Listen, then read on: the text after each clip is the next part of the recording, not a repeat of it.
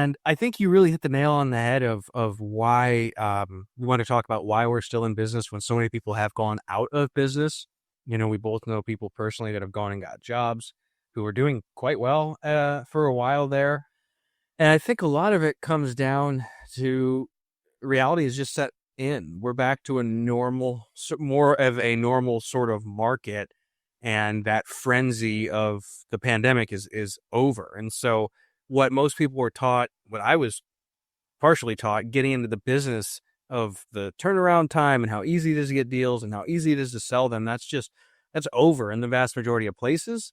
And we're back to really what most people who've run land businesses have experienced for, decades.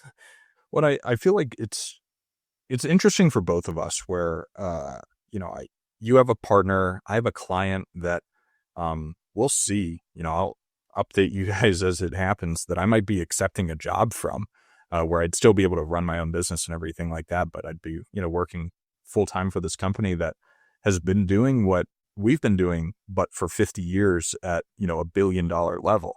And I think getting the perspective from some of these more institutional type, and I don't, it's funny to say like they don't feel institutional because they feel so mom and pop, even though they've, done $1 billion in sales over the last, several decades and everything like that. But getting to see how they think, how they operate really makes me think and operate differently in my business because we were sold on a vision that isn't exactly what the reality is anymore in 2025. And I think it's kind of frustrating. I think in life in general, it sounds douchey, but I've succeeded for the most part at everything that I did professionally.